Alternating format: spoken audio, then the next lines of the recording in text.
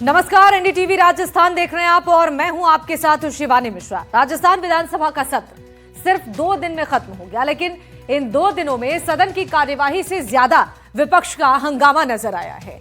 कभी UCC bill को लेकर सरकार और विपक्ष आमने सामने दिखे तो कभी छात्र संघ चुनाव बहाली की मांग को लेकर जबरदस्त हंगामा हुआ और स्कूलों में बाहरी लोगों की एंट्री को लेकर जारी सरकार के आदेश भी सदन में सियासी मुद्दा बना रहा। हालात ऐसे रहे कि सदन की कार्यवाही बार बार स्थगित करनी पड़ी थी। एक रिपोर्ट इस पर आपको दिखाते हैं। विधानसभा में 2 दिन का हंगामा, सिर्फ 87 मिनट चली कार्यवाही। 2 दिन का सत्र हंगामे से खत्म। विधानसभा का पहला दिन कार्यवाही विपक्ष के बिना ही शुरू हो गई। विपक्ष के हंगामे और बहिष्कार के बीच सदन की कार्यवाही महज 21 मिनट चली। यानी जिस सदन में जनहित के कई मुद्दों पर चर्चा की उम्मीद थी, वहां सियासी टकराव ही हावी रहा। दूसरे दिन भी तस्वीर ज्यादा नहीं बदली। विपक्ष के हंगामे के बीच सदन की कार्यवाही सिर्फ 66 मिनट चली। सरकार और विपक्ष के बीच लगातार नारेबाजी और विरोध का दौर चलता रहा, जिसके चलते सदन को कई बार स्थगित करना पड़ा। 2 बार सदन की कार्यवाही स्थगित हुई। सबसे बड़ा सियासी टकराव नजर आया यूसीसी बिल को लेकर। हंगामे के बीच सरकार ने विधानसभा में यूनिफॉर्म सिविल कोड का बिल पेश कर दिया। विपक्ष ने बिल को लेकर सवाल उठाए, विरोध किया और सदन के भीतर जमकर हंगामा देखने को मिला। बिल पेश होने के बाद कांग्रेस विधायकों ने कार्यवाही का बॉयकॉट कर दिया। इसके बाद सदन की कार्यवाही अनिश्चित काल के लिए स्थगित हो गई। सत्ता पक्ष का ये पक्का विश्वास था, आज भी है, कि हमको इसी सत्र में इन्हीं 2-3 दिनों में आना, 2-3 दिन और हाउस चलता तो चाहे खेजड़ी का बिल है, चाहे यूसीसी का बिल है, चाहे विश्वविद्यालय के बिल है, हम इसी सत्र में पारित करना चाहते थे। परंतु कांग्रेस के नकारात्मक रवैये की वजह से नहीं हो सका। अब हम आचार संहिता के उपरांत, आचार संहिता का एक बड़ा बिंदु है, आचार संहिता के उपरांत पुनः नवंबर माह में, यथासंभव नवंबर माह में हाउस आउट करेंगे और उसमें इन बिलों को चर्चा के उपरांत पारित करवाएंगे। ने यूसीसी को लाने के लिए सभी तरह के परीक्षण करवाए, जनसुनवाई की है और यूसीसी का जो बिल है उसमें ध्यान रखा गया है कि आदिवासी समुदाय के हितों का संरक्षण हो और समान नागरिक संहिता लागू हो। वहीं कार्यवाही शुरू होने से पहले छात्र संघ चुनाव का मुद्दा भी कांग्रेस ने उठाया। सदन के बाहर कांग्रेस ने विरोध जताया। अभी आप देखिए, अब तक के इतिहास का सबसे छोटा सत्र ये लेके आए हैं 2 दिन का। 2 दिन में भी कल का था 25-30 मिनट का और आज का था 2.5 घंटे का। हम शामिल होते जब भी 2.5 घंटे चलता और शामिल नहीं हुए जब भी 2.5 घंटे ही चला है। बात ये है, ये सिर्फ अपना जो 6 महीने का एक नियम है कि सदन चलाना होता है, इसलिए लेके आए हैं और सरकार के अनुदान मांगे पारित कराने के लिए लेके आए हैं। जनता के मुद्दों के लिए सदन नहीं लेके आए। ये चीज़ क्लियर हो गई है। न यहाँ बिलों पर इन्होंने चर्चा कराई, न हम जो एजुकेशन की डिमांड कर रहे हैं, मेडिकल की डिमांड कर रहे हैं, कानून व्यवस्था की डिमांड कर रहे हैं। 3 इशू तो ऐसे थे जिन पे चर्चा होनी बहुत ज़रूरी थी। तीनों ही मुद्दों पे बात करने को तैयार नहीं है। कांग्रेस ने सीजेपी कार्यकर्ताओं के साथ हुई मारपीट के मुद्दे को लेकर भी सरकार को घेरा। कांग्रेस विधायकों ने वेल में नारेबाजी की और सरकार के खिलाफ पोस्टर लहराए। राजस्थान विधानसभा का ये छोटा सत्र कम कार्यवाही और ज्यादा हंगामे के नाम रहा। 21 मिनट और 66 मिनट, कुल मिलाकर सिर्फ 87 मिनट चली कार्यवाही। 2 दिनों की पूरी तस्वीर देखे तो विधानसभा में चर्चा कम, हंगामा ज्यादा दिखाई दिया। कई महत्वपूर्ण मुद्दे सदन में उठे जरूर, लेकिन उन पर विस्तार से चर्चा का मौका नहीं बन पाया। आखिर 2 दिन में ही सत्र खत्म हो गया। Bureau report, NDTV Rajasthan. Rajasthan विधानसभा का सत्र 2 दिन के हंगामे के बाद स्थगित कर दिया गया, लेकिन सदन के भीतर और बाहर शिक्षा विभाग के गैग ऑर्डर को लेकर सबसे ज्यादा राजनीति गर्माती हुई नजर आई है। भाजपा ने आरोप लगाया था जिस तरीके से कि आखिर पारदर्शिता को लेकर ये रोक क्यों लगाई गई है और इस पर सियासी रार देखने को मिला। राजस्थान विधानसभा के सत्र दूसरे दिन भी हंगामेदार रहा और इसे स्थगित करना पड़ा, लेकिन सदन के भीतर और बाहर ये मुद्दा गूंजता रहा। भाजपा ने आरोप लगाया कि कांग्रेस पार्टी के कार्यकर्ता सीजेपी का मुखौटा पहनकर स्कूल में घुसपैठ कर रहे थे, इसलिए लोगों ने उन्हें पीटा। तो कांग्रेस ने भाजपा पे आरोप लगाते हुए कहा है, जयपुर में सीजेपी का ये विरोध जो आज देखने को मिला, कार्यकर्ता एक स्कूल में घुसने की कोशिश कर रहे थे, लेकिन ग्रामीणों ने दौड़ा दौड़ा कर उन्हें यहां से भगाया। इस पर भी अब राजनीति शुरू हो गई है।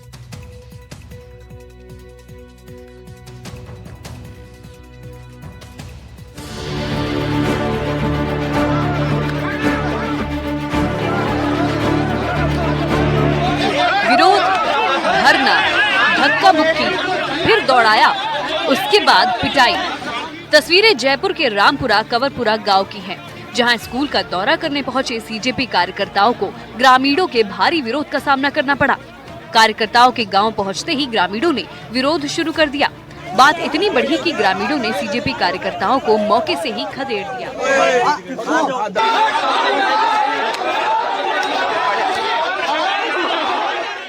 लोग हैं वो उनका विरोध यहाँ पर कर रहे हैं। आप देख पाएंगे लोग जो हैं यहाँ पर पहुँच रहे हैं। रोकने के लिए लोग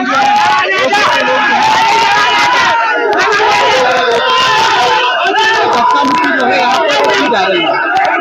देखिए कि गांव से बाहर निकालने की कोशिश जो है यहाँ पर की जा रही है।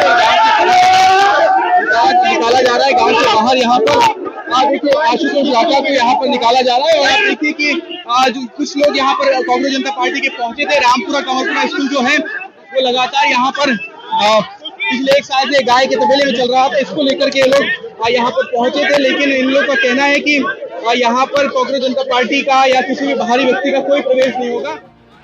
सीजेपी की टीम रामपुरा कंवरपुरा गांव के सरकारी स्कूल को देखने के लिए पहुंचने वाली थी। इससे पहले ही स्कूल के पास ग्रामीण इकट्ठा हो गए।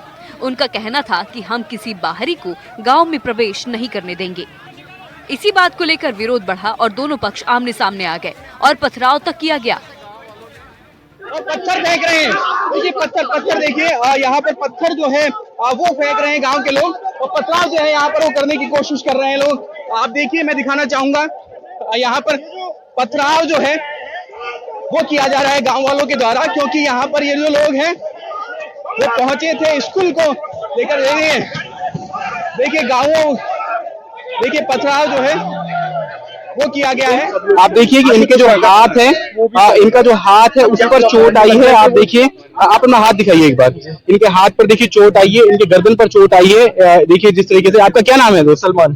सलमान, आप लोग यहाँ पर आए थे, पहले से सबको बताया गया था? जी, पहले से बताया गया था। क्या है ना, हम जाएंगे निरीक्षण, हम पहले भी जा चुके हैं निरीक्षण करने, अभी भी गए थे हम लोग, लेकिन वो ये गांव वाले इतने ज्यादा बिल्कुल ही डिफेंस में आंख बंद करके डिफेंड कर रहे हैं बस, कि जैसा है वैसे ही चलता रहेगा, कुछ चेंजेस नहीं। ये बताइए कि पुलिस की तरफ से यहाँ पे प्रशासन वगैरह कोई मौजूद? कोई पुलिस नहीं है, पुलिस का एक बंदा दूर दूर तक नहीं है, कोई भी नहीं है। उन्होंने, आपने देखा कैसे उन्होंने मारा पीट शुरू करी, कांच फोड़ दिए कार के। तो क्या मुद्दा लेकर आप यहाँ पर आए थे? मतलब हम यार टैक्स दे रहे हैं, हमें देखना चाहिए ना स्कूल की फैसिलिटीज अवेलेबल है कि नहीं, खाना वाना मिल रहा है बच्चों को, पढ़ाई कैसी है, टीचर्स अवेलेबल हैं कि नहीं, तो वो सब हम देखने आए थे खाली। उन्होंने मतलब देख रहे, मतलब इतना डिफेंड कर रहे हैं गवर्नमेंट को सीरियसली कि मतलब घुसने तक नहीं दिया हमें अंदर। एनडीटीवी की टीम 2 दिन से स्कूल पर डटी हुई है। 1 साल पहले भी ये स्कूल इसी तबेले में चल रहा था और 1 साल बाद भी वही हालात हैं। अंदर चारा भरा है, बच्चे नीम के पेड़ के नीचे पड़ते हैं, कुछ बच्चियां खुद ही झाड़ू लगाती हैं, बच्चे दरी बिछाते हैं, पोषाहार संभालते हैं। हालात चिंताजनक है। शिक्षा विभाग ने स्कूलों में फोटो वीडियो के प्रतिबंध और बाहरी व्यक्तियों के प्रवेश पर रोक लगाने का आदेश जारी किया, तो सीजेपी ने स्कूलों का दौरा करने का फैसला किया। तो आप ये देखो कि यहाँ पर पेड़ के नीचे जो है वो ये जो स्कूल है ये चल रहा है। अब यहाँ पर ये फैन है जो कि चलाया था अभी थोड़ी देर पहले, अभी ये यहाँ से इसकी व्यवस्था की जा रही है। ये बच्चे हैं छोटे छोटे जो कि यहाँ पर पढ़ रहे हैं, ये शिक्षिका हैं यहाँ पर जो पढ़ा रही है। मैम क्या नाम है आपका? सर मेरा नाम कविता है। तो आप तो पिछले साल भी यहीं पे थी, तब भी यही हालत थी स्कूल के?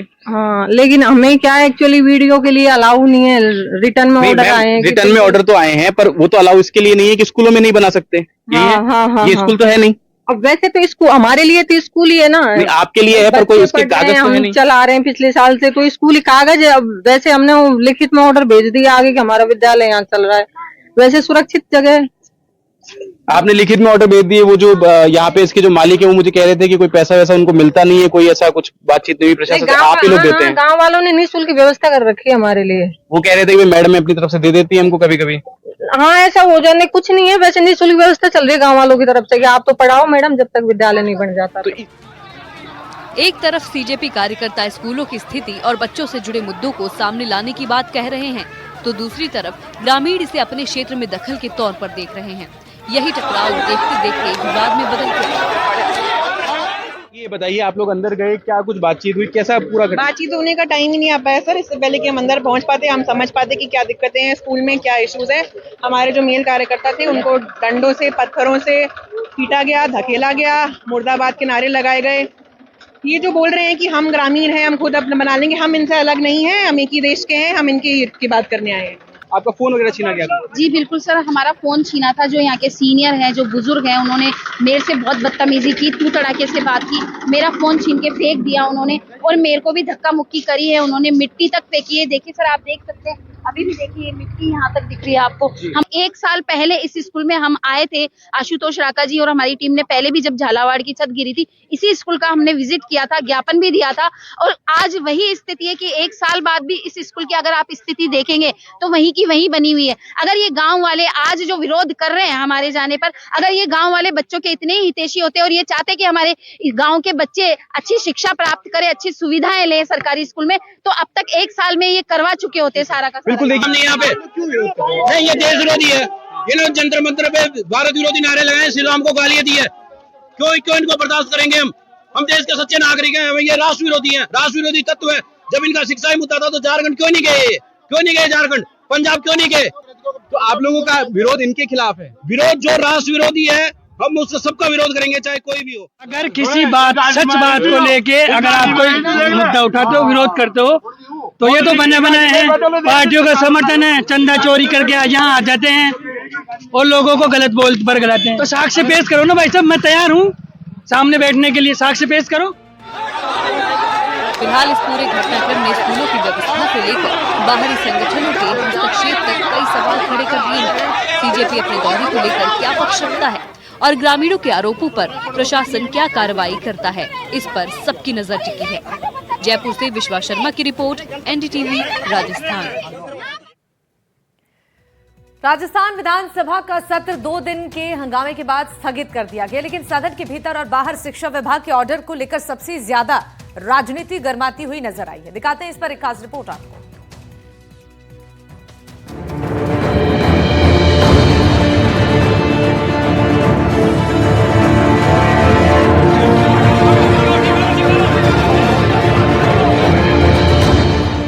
शिक्षा पर सियासत, सदन में घमासान, स्कूलों में एंट्री पर आक्रोश, सियासी रोष, रोक पर कांग्रेस बीजेपी में आरोप प्रत्यारोप। स्कूल में प्रवेश पर रोक को लेकर राजस्थान शिक्षा विभाग के आदेश पर विधानसभा में भी खूब हंगामा हुआ। बीजेपी ने आरोप लगाया कि कांग्रेस विद्यालयों में जबरन घुस के व्यवस्था बिगाड़ने की कोशिश कर रही है और सीजेपी का मुखौटा पहन के शिक्षा के मुद्दे को राजनीतिक रूप उठाकर आगामी निकाय चुनावों में फायदा लेने की कोशिश कर रही है। सीजेपी के कार्यकर्ता कहीं है ही नहीं हो तो कांग्रेस के लोग सीजेपी का मुखौटा, क्योंकि इनकी कोई सुन नहीं रहा तो ये संभावनाएं तलाश रहे कहीं और तरीके से कोई सुन ले।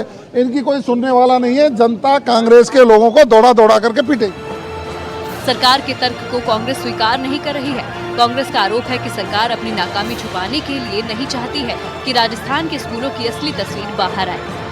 कांग्रेस पार्टी किसी भी प्रकार की हिंसा का समर्थन नहीं करती और ये जो गुमराह कर रहे हैं ना कि कांग्रेस के लोग हैं, हम साबित करके दिखाएंगे कि ये बीजेपी के लोग हैं। कांग्रेस के लोग जो है समर्पित कार्यकर्ता हैं और जिन्होंने ये काम किया है, जिन्होंने पत्थरबाजी की है, मारपीट की है, इन पे सख्त एक्शन होना चाहिए। गृह मंत्री जवाब दें, मुख्यमंत्री जी जवाब दें कि राजस्थान के अंदर क्या इस प्रकार की हिंसा को आप बढ़ावा देंगे? बिना सरकार के समर्थन के इस प्रकार से कोई कदम उठा नहीं सकता। इसमें मैं कहना चाहूंगा, मेरा खुला आरोप है इस सरकार पे, ये सरकार अपने पापों को छुपाने के लिए इस प्रकार के कृत्य करा रही है और जिन लोगों ने ये काम किया है उन पे सख्त एक्शन होना चाहिए, ये मेरी डिमांड है। सिर्फ कांग्रेस और भाजपा ही नहीं, निर्दलीय विधायक और भारतीय आदिवासी पार्टी भी इस विवाद में उतर गई है। हिंसा नहीं होनी चाहिए, हिंसा की कोई जगह नहीं है। साथ ही साथ स्कूल्स की क्या हालत है ये आपने भी देखी है। पिछले 15 अगस्त में जब हम सब 80वां स्वतंत्रता दिवस मना रहे थे, मैं मेरी कॉन्स्टिट्यूंसी की एक थानानी स्कूल में गया और वहाँ पे मैंने ध्वजारोहण किया। आपने देखा होगा कि वहाँ पे कोई भी पक्का भवन नहीं था। आप उन स्कूल्स में जाने के लिए बैन कर सकते हो जहाँ पे बाउंड्रीज है।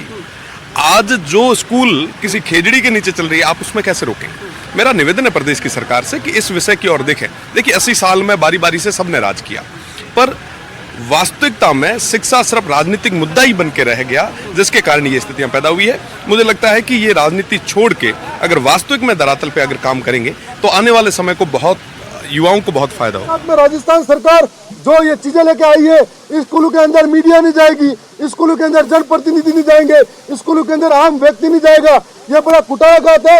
ये इनकी नाकामी छुपाने के लिए हम लोगों को बाहर करते हैं। आजादी के 80 वर्ष गुजर गए, लेकिन शिक्षा व्यवस्था बदहाल पड़ी हुई है और इस शिक्षा व्यवस्था की तरफ किसी का ध्यान नहीं गया।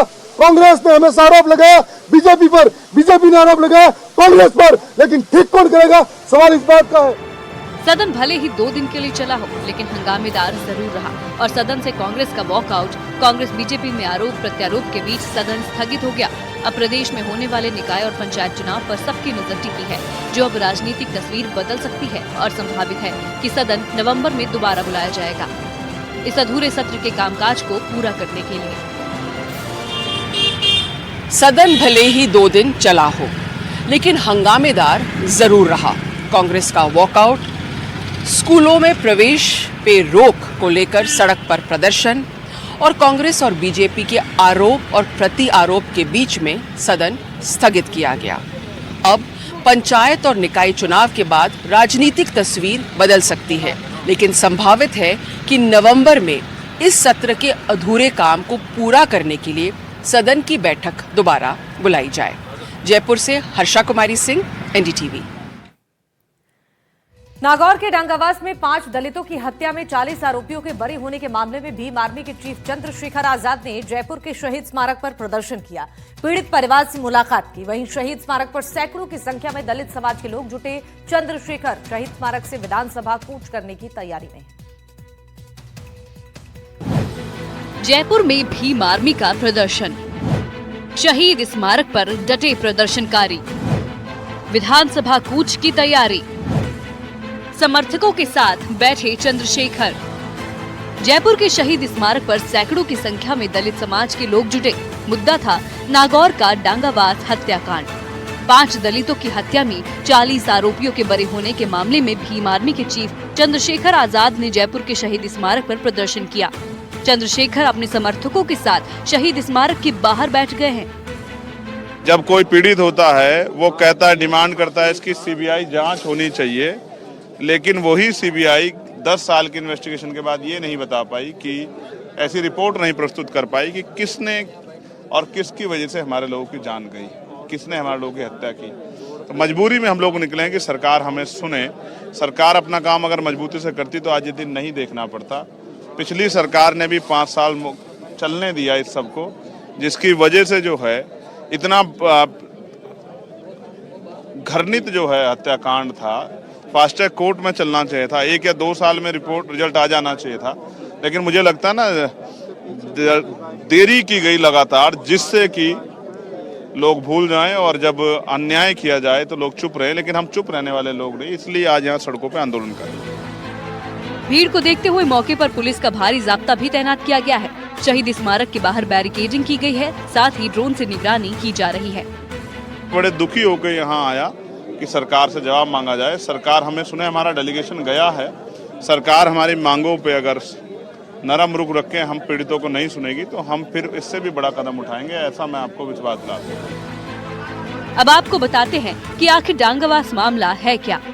दरअसल 1964 का ये जमीन विवाद था, जिसमें 2015 में हिंसक लड़ाई हुई। मकानों में आग लगा दी गई, झोपड़ियां और वाहन भी जला दिए गए। 23 बीघा जमीन का ये विवाद इतना हिंसक हो गया कि इसमें 6 लोगों की मौत हो गई। इनमें 5 दलित थे और 1 कोई और था। ट्रैक्टर से कुचलकर सभी को मारा गया था। कई लोगों के तो हाथ पैर भी तोड़ दिए गए थे। मामले की जांच सीबीआई कर रही थी, जिसके लिए अदालत में 82 गवाह पेश किए गए। 40 लोगों पर चार्जशीट भी पेश की गई। बचाव पक्ष की ओर से 8 गवाह पेश हुए। मेड़ता की SC/ST कोर्ट में ये सुनवाई हुई। सभी 40 अभियुक्त बरी कर दिए गए और सभी को संदेह का लाभ देते हुए दोष मुक्त घोषित किया गया। तो 14 मई 2015 को डांगावास जमीन विवाद में 5 लोगों की मौत हुई थी। भीम आर्मी के नेता इस मामले को लेकर सरकार को घेरते नजर आ रहे हैं और चंद्रशेखर शहीद स्मारक से विधानसभा कूच करने की तैयारी में भी हैं। अब नजर इस बात पर है कि प्रदर्शनकारियों का विधानसभा कूच कितना बड़ा रूप लेता है। और क्या सरकार तक उनकी आवाज पहुंचती है? फिलहाल जयपुर में प्रदर्शन के चलते सियासत गर्मा गई है। जयपुर से बाल वीरेंद्र की रिपोर्ट, एनडीटीवी राजस्थान।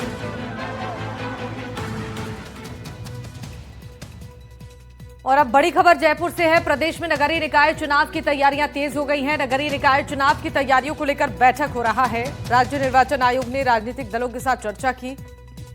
स्वतंत्र और निष्पक्ष चुनाव पर आयोग का फोकस है। मतदाता सूची, नामांकन और मतदान व्यवस्था पर मंथन हुआ है।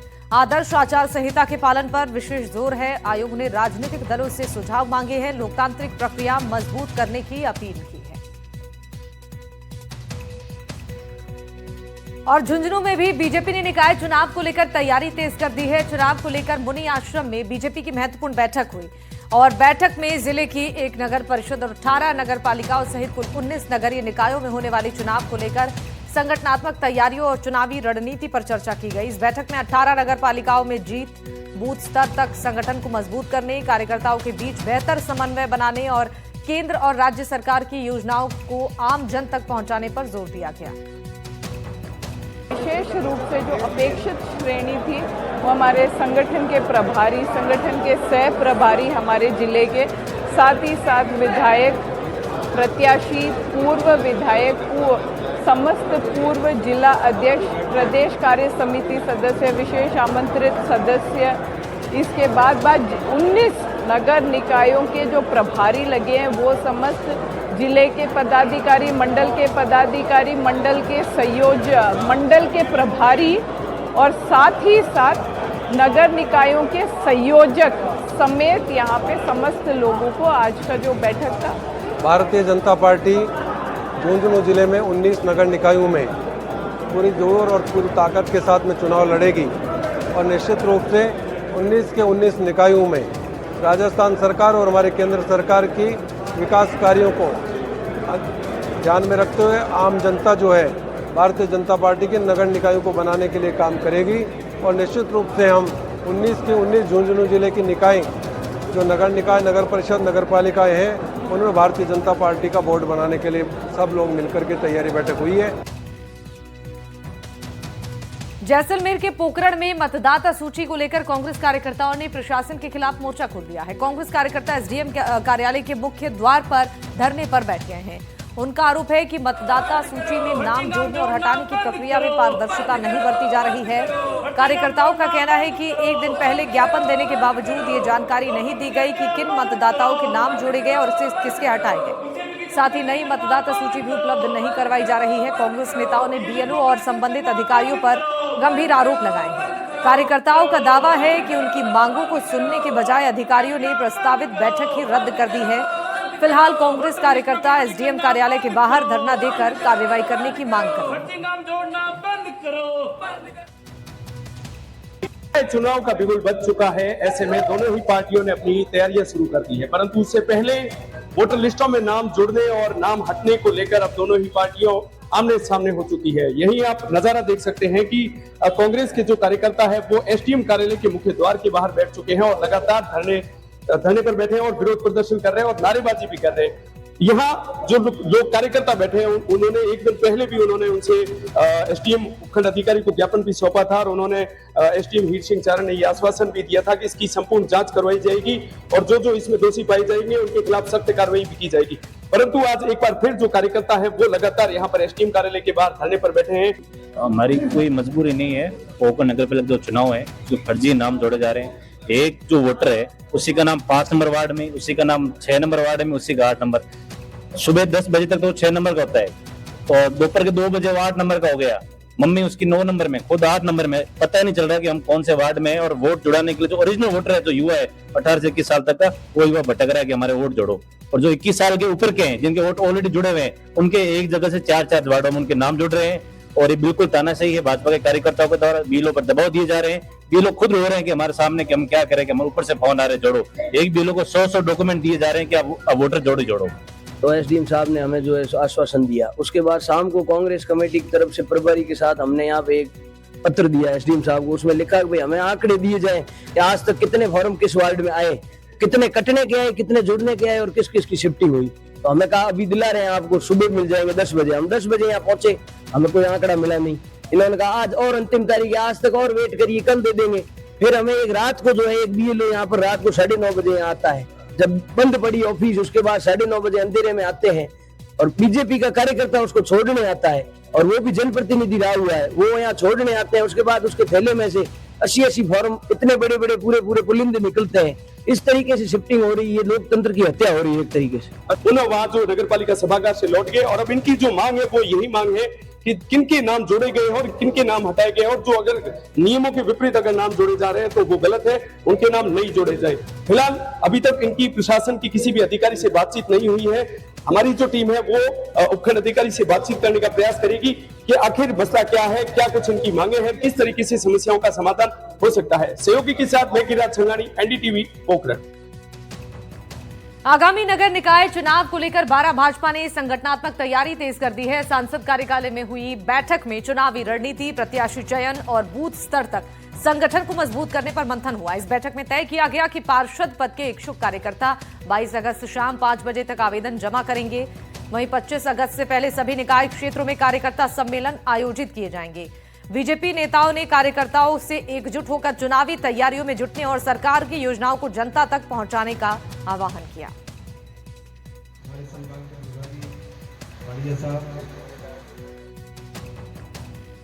डूंगरपुर की तीरंदाजी प्रतिभाओं को अब आर्थिक संसाधनों की कमी आड़े नहीं आएगी। सांसद राजकुमार रोत की पहल पर जिले के खिलाड़ियों को अब तक कुल 42,21,000 से ज्यादा के अत्याधुनिक तीरंदाजी उपकरण उपलब्ध कराए गए हैं। CSR, सांसद मद और विधायक कार्यकाल के प्रयासों के कई खिलाड़ियों को अंतर्राष्ट्रीय स्तर के रिकवर और कंपाउंड धनुष सेट दिए गए हैं। गंधावा पाल के युवा तीरंदाज विश्वदीप रंगोत और माला माथा की तीरंदाज दिव्यांशी भराड़ा को करीब 5 लाख रुपए लागत के आधुनिक धनुष उपलब्ध कराए गए हैं। वहीं खेल विभाग डूंगरपुर को भी सांसद मद से 3 अत्याधुनिक रिकवर्ड धनुष सेट दिए जा चुके हैं। सांसद राजकुमार रोत ने कहा है कि यहाँ प्रतिभाओं की कोई कमी नहीं। गांव और आदिवासी क्षेत्र में ऐसे कई प्रतिभावान खिलाड़ी हैं जिन्हें केवल उचित संसाधन और अवसर की जरूरत है। हमारा ये प्रयास है कि आर्थिक अभाव किसी भी खिलाड़ी के सपने के रास्ते में बाधा न बन सके। खिलाड़ियों को आधुनिक उपकरण और बेहतर प्रशिक्षण सुविधाएं उपलब्ध करवाकर उन्हें जिला स्तर से राज्य, राष्ट्रीय और अंतर्राष्ट्रीय स्तर तक आगे बढ़ाने के लिए प्रयास लगातार जारी।